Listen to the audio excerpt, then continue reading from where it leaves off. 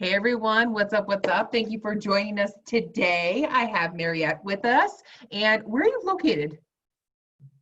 Well, right outside of Atlanta, Lilburn, Georgia. It's a suburb of Atlanta. Awesome. And are you from the Atlanta area originally? Oh, I'm from St. Louis, Missouri.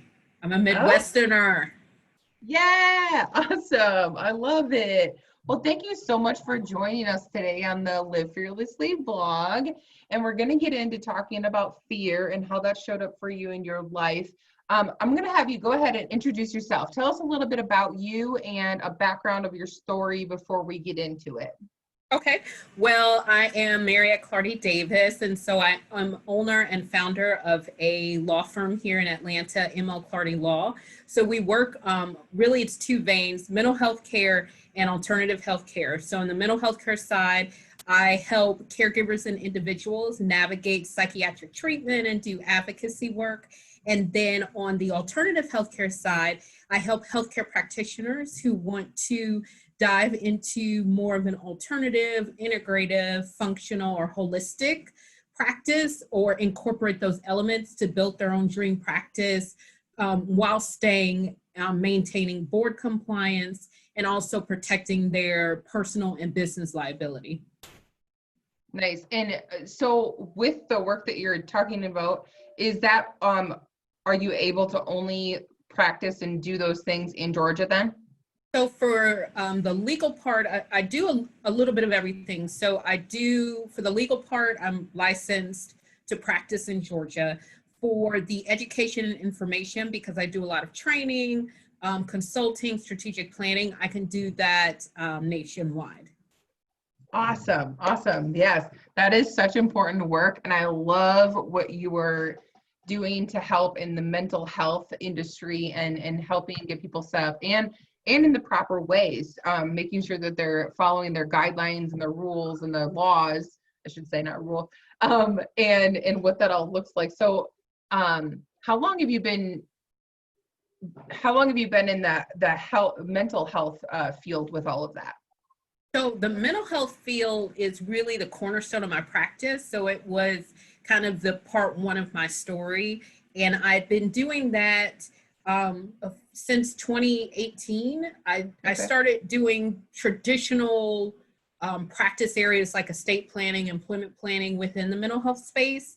And then from like end of 2018 on, I started kind of branching out and doing kind of things that excited me, which was looking at alternative healthcare providers and then also looking at behavioral healthcare providers and really looking at ways that they struggled and that they were challenged in creating consistent businesses to provide value to the community and then helping to support them as well. So that became kind of the part two of my story as well, because I used their work was really instrumental in helping me to maintain my stability and get me to where I am today. So my practice really is a combination of kind of the before of my story and the after and now of my story and how I, as a lawyer, could bridge those two together to create a business. I love it. I'm so excited to dive into this because this is exactly the leaders that I look for, right? Like we go through these life experiences and I like to actually say we grow through them, right? We get these learning experiences and then we get the opportunity to share what we learned along the way of those experiences to help other people. And I think that's such a beautiful thing. So I'm super excited to dive in and hear more about the first part of your story and how we get to the second part and how it's all integrated. And I mean, I'm super excited. So go ahead and tell us about a significant time in your life when fear held you back from living your life fully, wherever that starts for you, wherever you want to start your story. Go ahead and just dive in. So part one of kind of my fear journey and what really helped me back started in college, my senior year of college, where if you probably don't know this, most people don't know this, but my goal was to be an opera singer. And my high school and college years were spent even studying abroad in Milan, Italy to be an opera singer. So that was, I one of my goals is I'm an executioner. So that was my single focus. And as the symptoms started coming and the diagnoses started coming, they ended up with a bipolar depression diagnosis. And Okay. what that looked like for me specifically was that I actually lost my voice. I was not able to sing properly. And that was the time that I was looking to go to graduate school and Wow. start that career trajectory and a whole thing.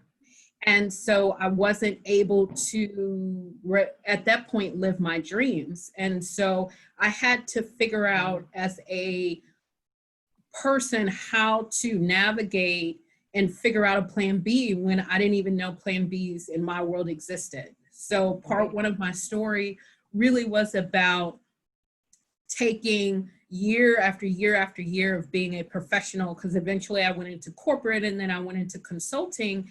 And even though from the outside, I looked fearless and I participated in tons of activities and did relatively well at work, and really gave back to my community and did all of these things and was part of all these organizations, but there was a lot of fear internally, Yeah. and specifically overwhelm, suffering, silence, because there was no one that I felt like looked like me. I remember going to Barnes and Noble looking for books about people who made it to the other side because I didn't know anybody.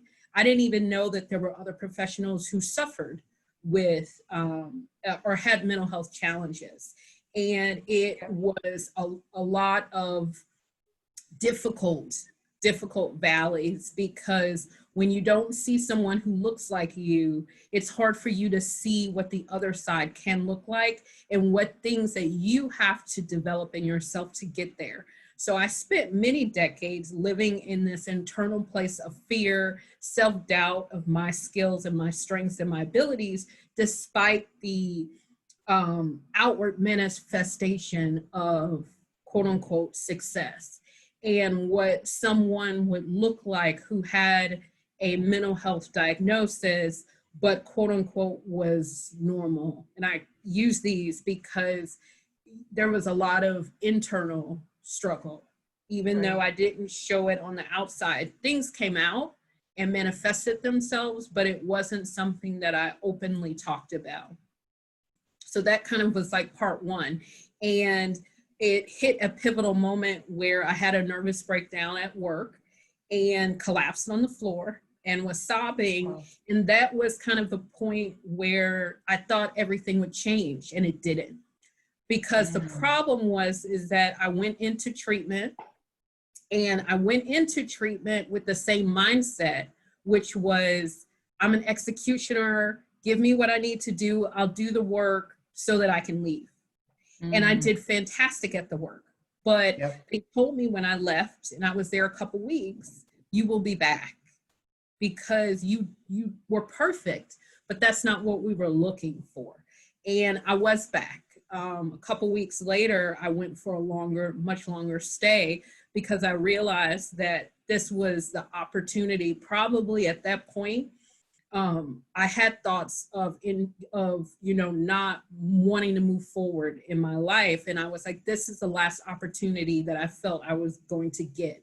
So I took advantage of it, and I luckily was introduced to new tools and new experiences and new modalities that I had never really dealt with before. And even if I did, I didn't really mold them in a way that would work for my life. So I failed at them. So a lot of what I did was yoga. I developed a mindfulness practice, meditation. I did a lot of DBT, dialectical behavioral therapy, like protocol therapy.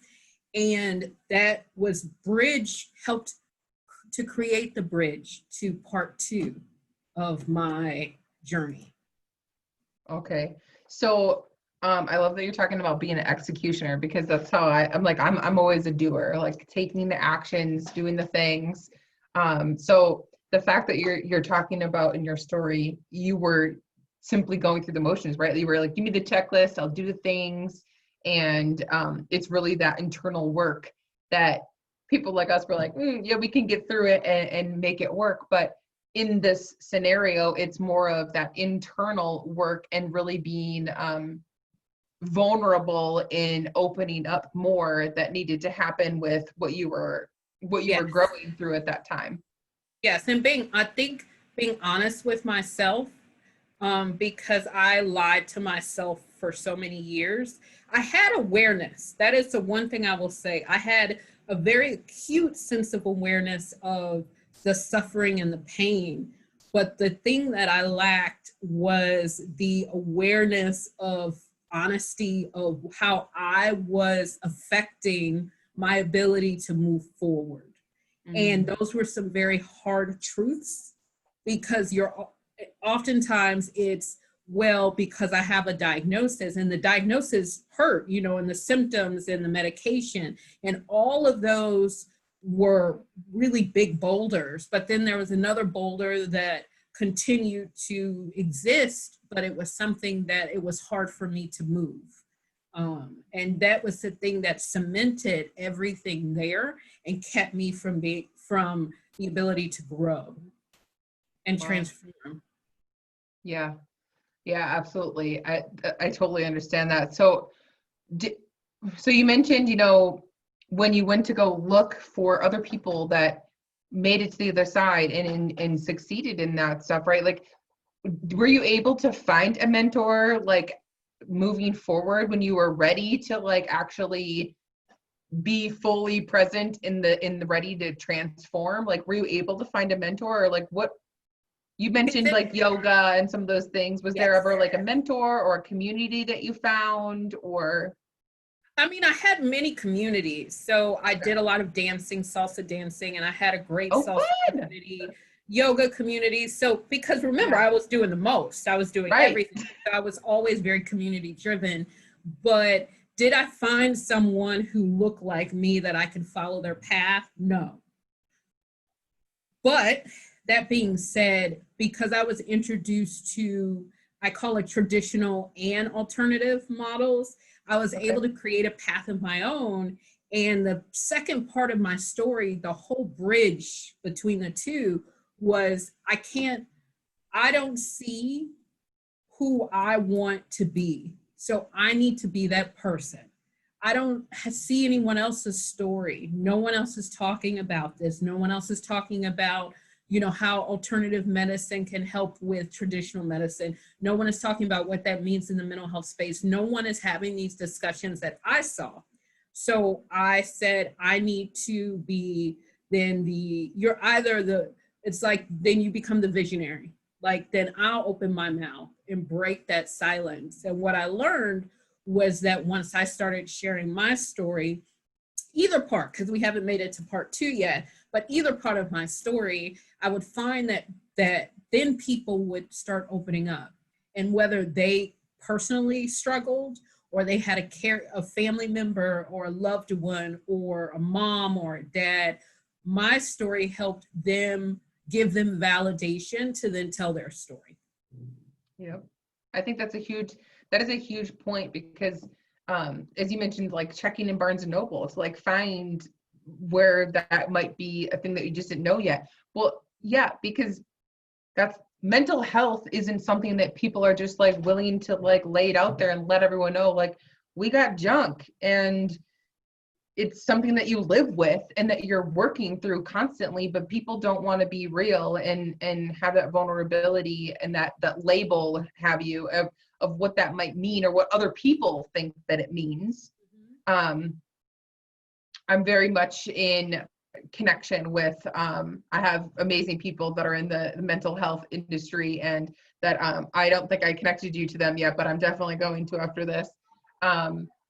And I think that is so needed and such a beautiful thing to hear someone's like, yeah, we need to speak up and use our voices for the experiences that we can help other people with. Like we mentioned at the beginning, like I wrote down your quote, open your mouth and share your story. Because that's literally like, I'm like, we need to be the voices and speak our own truth. And that gives other people the opportunity to know it's safe, it's good, and even if it's not safe and good, it's even when one person hears your message and understands, like, it's here to help you, and we share these experiences so that you can know that you're not alone in the fact that other people are doing the same things. They're going through similar things, I should say, not the same, but everyone's story is different, but it all needs to be heard, because there's someone that's going to take even just a shred of what you share, and it's going to resonate with them. It's going to be something that they need. And that's awesome. So moving from there, how did relationships shift in your life? What did it end up being, positive or negative? Or talk about relationships like during this fear space. And if you could tell us, like, label your fear. What was your actual fear during this time in your life? I had many fears. The big fear, looking back on it, was that I wasn't enough for myself and for others, that I wasn't good enough, that my bipolar would destroy me, and that there was nothing I could do, like drowning in quicksand, that it was inevitable. And the more that I fought it, the more it would pull me under. And that I couldn't, I think the biggest fear was that I wouldn't survive it. I think that was the greatest fear, is that it would not, I would not be able to live out my life, because I would not be strong enough to change it, whatever that looked like, to step into that person. And so I spent a lot of my years with those fears, this inner dialogue really running in my head. And so anything that anyone said to validate those points just strengthened them. Mm. Wow. So, so thinking about, like, what relationships, right? Like, so did you have strong communities before that, and then did it just get stronger afterwards? Or I love hearing, I'm all about human connection. So anything you want to share with us about the connections that you had prior to, or during, or now? Go ahead and dive into relationships and connections during these. I think I was like a unicorn, because I always was very, even as a child, drawn to connection. And that's one of my skill sets, is connect. I'm a connector. So despite the diagnosis, I always was really good at connecting with others, connecting others with others, putting myself in communities that were where I could kind of exist in those and do well and thrive and really get value and knowledge, and transfer value and knowledge. Like the salsa community in Atlanta was a really big one. I did a lot of that. And even in college, I joined a lot of organizations. I did a lot of dancing. So I was always kind of that creative mind, and also a connector. So it wasn't necessarily a challenge for me personally when it came to relationships, whether even before and after. But I will say the big thing, and it's something I still struggle with, is I'm a compartmentalized. So I'm the type of person who, the one thing that did change, even though I'm a compartmentalizer, in the past, I was very passionate if I didn't believe something was true, or if I wanted you to do something, I was very passionate, very argumentative, very manipulative. We'll use that word.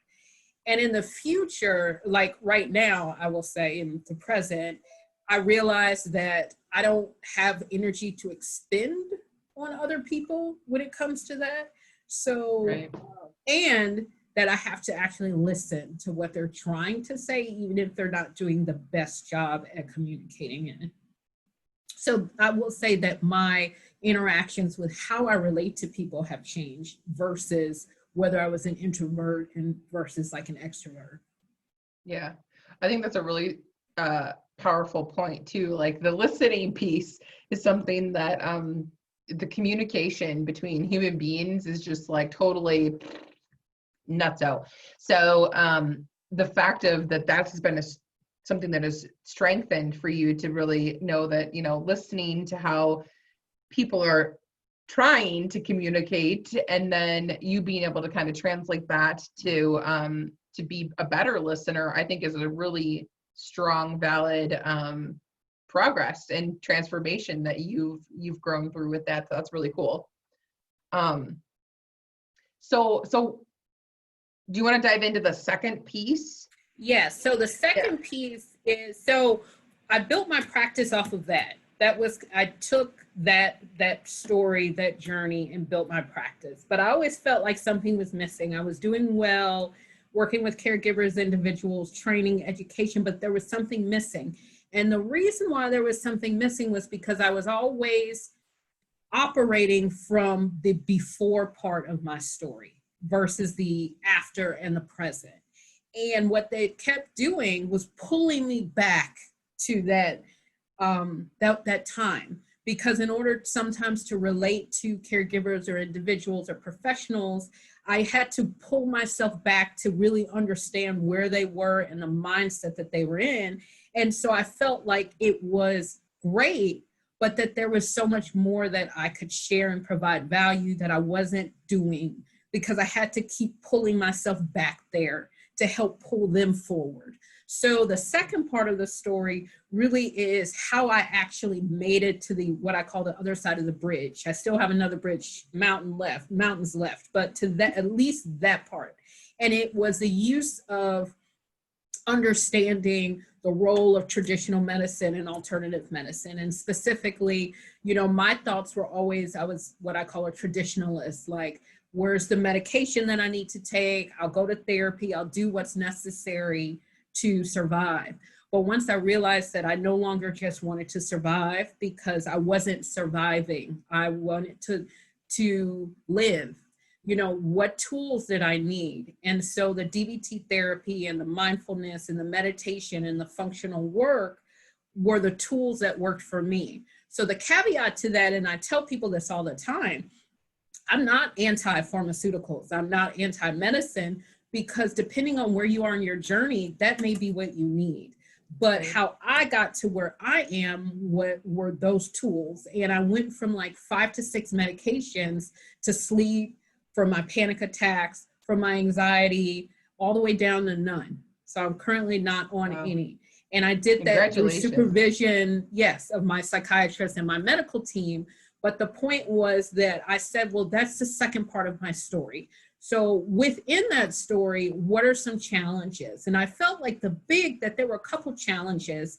And it was, I was in a community with different providers just because I was a healthcare attorney. And I kept hearing certain challenges within that space and how hard it is if you are a licensed practitioner and you want to go into alternative or integrative. There's still many barriers. There's barriers with what services you can provide, where you can provide them, what you can say, what transformation you can provide, what you can do.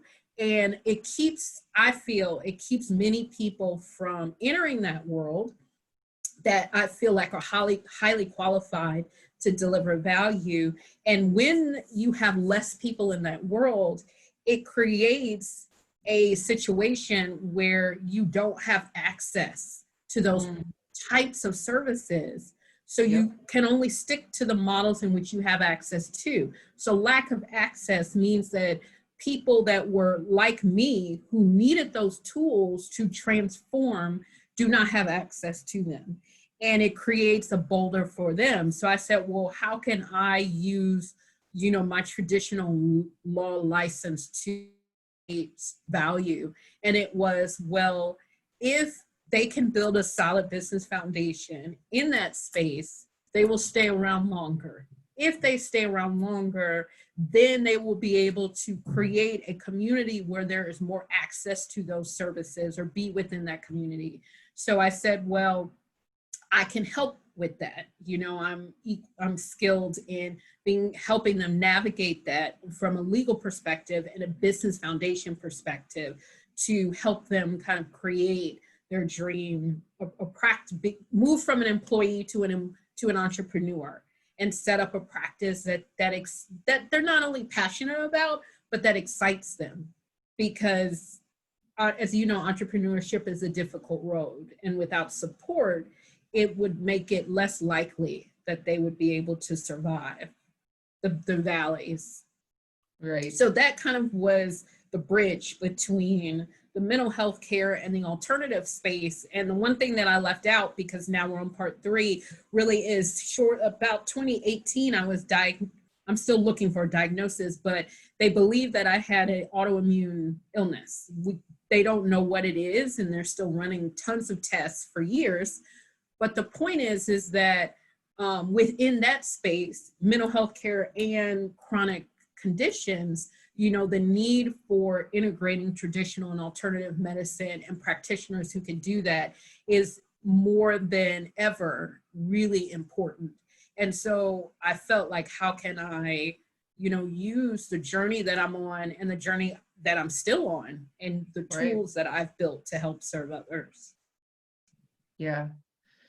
I think, excuse me, I think that's a great question that, you know, everyone that's watching, right? Like thinking about the part 2 of the story and understanding that when you are understanding and feeling that, you know, you're simply existing and you're not really feeling joy and happiness and like feeling like you're having a purpose, right? I think that's what it boils down to, is that we're living our life purpose. And when you are simply existing, that's when we know that we're being drained, right? We're not living our lives as you were talking about. And that when you know that you are simply existing and you need to figure out your purpose, like this is a great opportunity to start asking yourself those questions. Like, do I feel like I'm living my purpose? Is there more that I could be doing to contribute to my community? Is there more that I can do for myself to, first of all, get yourself in a place that you feel good about where you are in your life, and then figuring out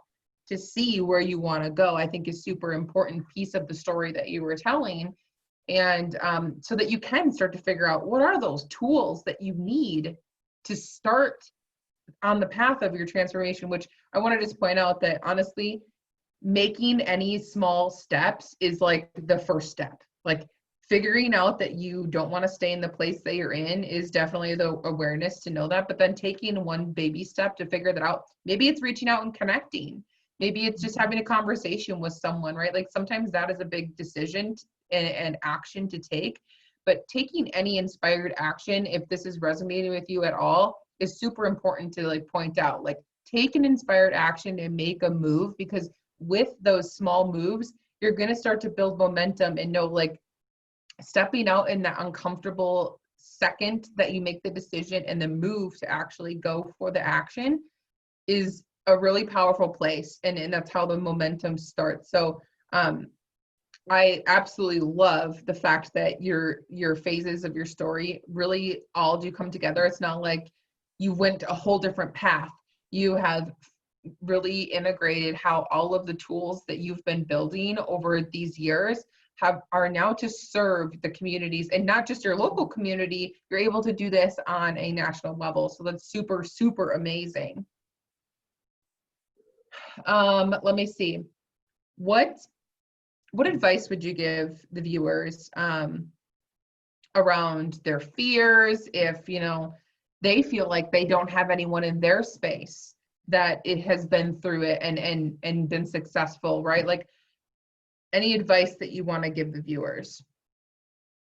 That's a good question. So if I understand it correctly, it's if they can't see someone that they want to be, or like the end goal. I think the biggest thing is to look out, explore. And I'll put a caveat on that. So explore. One of the things, and I think the reason why I ended up where I was because I didn't stop looking. I think that if you stop, you know, there were many points in my journey where I did stop momentarily, but I picked myself back up. So don't stop looking, because you will find something, even if you find something enough to create what you are missing or what you don't see. Don't stop looking for it, because what I've learned, and especially in the world of business, and this is a perfect example, is I didn't see anyone as an attorney that did what I wanted to do. And many healthcare workers, especially traditional ones, going into alternative, they see this. I didn't see that.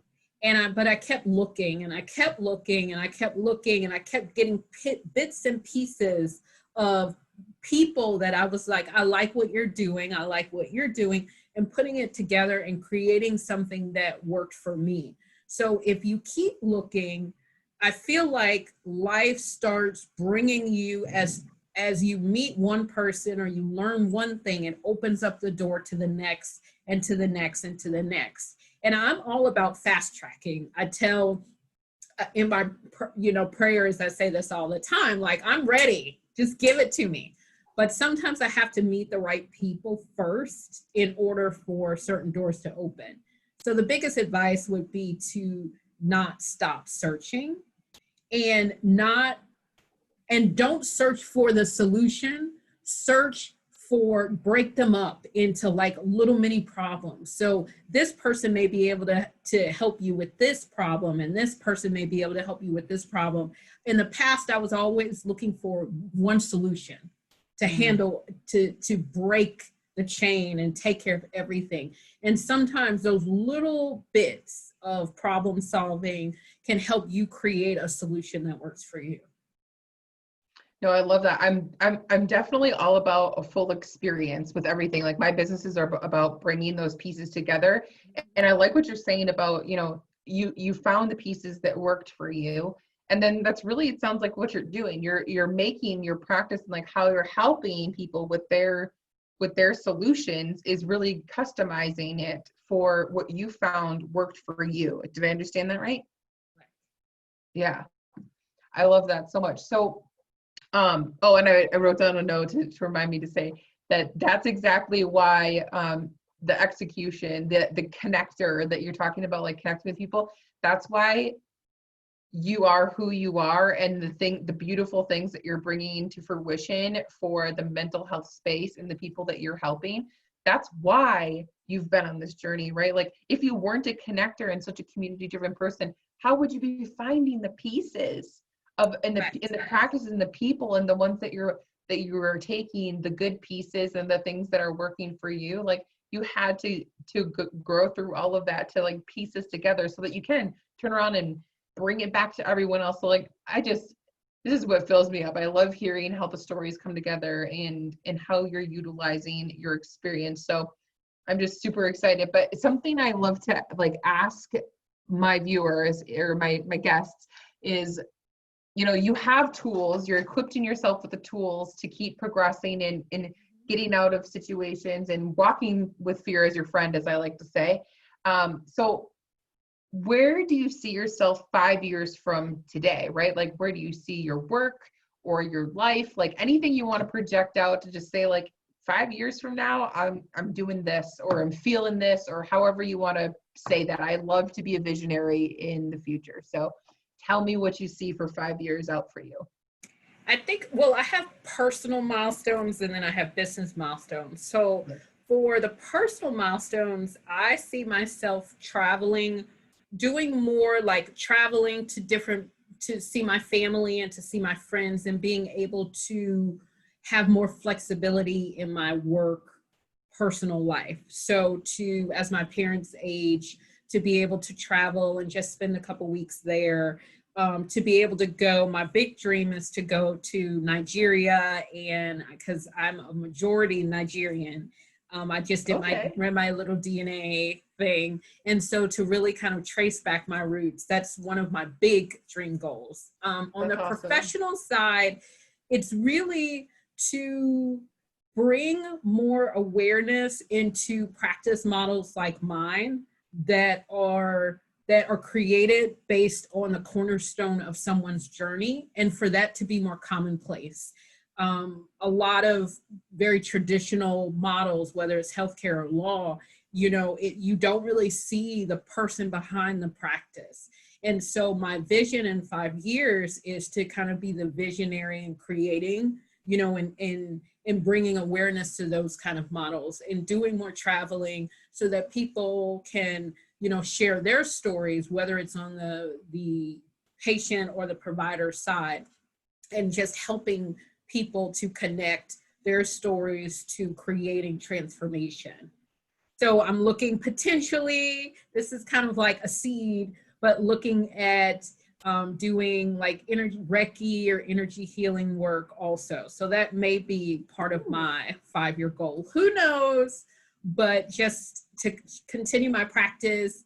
Within 5 years, I want to completely 100% systematize my business. I'm a very pro systems person, and I've been reading The 4-Hour Work Week by Tim Ferriss, and it's been very transformational in helping me understand that 5-year vision and eliminating, delegating, and simplifying not only my life and my business. So I think the big 5-year goal is to take the concepts that I'm learning in that book and create that model for my life and my business. I love it. You just gave me my next book I need to go crush out, because that sounds amazing. So I want to say thank you for joining us, and I would love for you to share where is the best place for the viewers to connect with you?